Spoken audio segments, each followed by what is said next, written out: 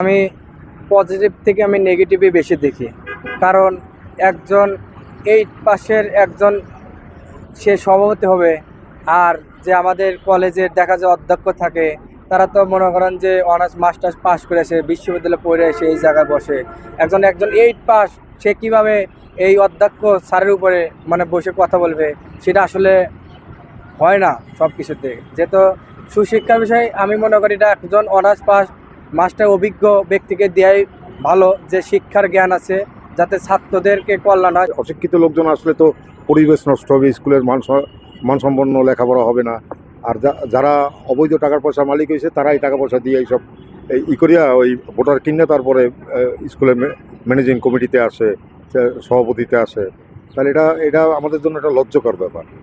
চোরবার পর যেমন এই দেখা গেছে যে জাল টাকার ব্যবসা করে, এই যে গাড়ি চুরি করে, বিভিন্ন রকমের তাদের খবর নিয়ে দেখেন যে স্কুলের মেম্বার হয়েছে তারা। মানে সমাজের একেবারে যারা কোনোদিন লেখাপড়া স্কুলেই যায় না, তারাও এখন হাই স্কুলের প্রাইমারি স্কুলের মেম্বার, গভর্নিং বোর্ডিংয়ের মেম্বার হয়েছে। কি এইসব এই টাকা পয়সা দিয়ে এটা সরকারের উচিত সুন্দর করে যদি দেশ পরিচালনা শিক্ষা যদি উন্নয়ন করতে চায়, শিক্ষিত লোক এখানে বসাবার দরকার। শিক্ষিত লোক, ভালো লোক। শিক্ষকদের প্রতি হেনস্থা করা হবে কিনা যদি এই ধরনের লোক আসে?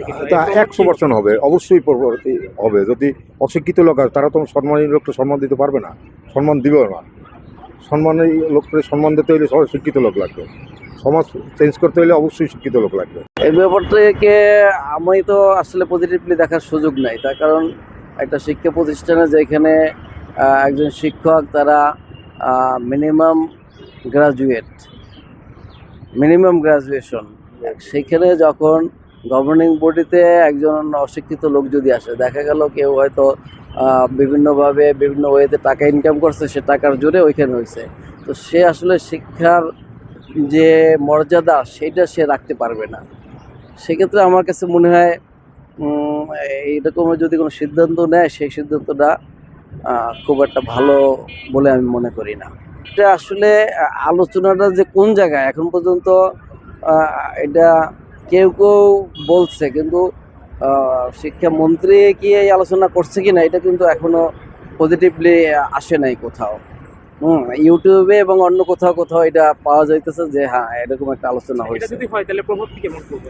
প্রভাবটা আসলে খুব একটা ভালো প্রভাব পড়ার কথা না, তার কারণ এমনি গত 18 মাসে দেখলাম প্রায় সব 90% প্রধান শিক্ষকই ছাত্রদের দ্বারা লাঞ্ছিত। এরপর যদি আবার গভর্নিং বডিতে এরকম অশিক্ষিত আসে তো এইটার আরও বাড়বে। তো এটা খুব ভালো কিছু হওয়ার কোনো সম্ভাবনা আমি দেখি না।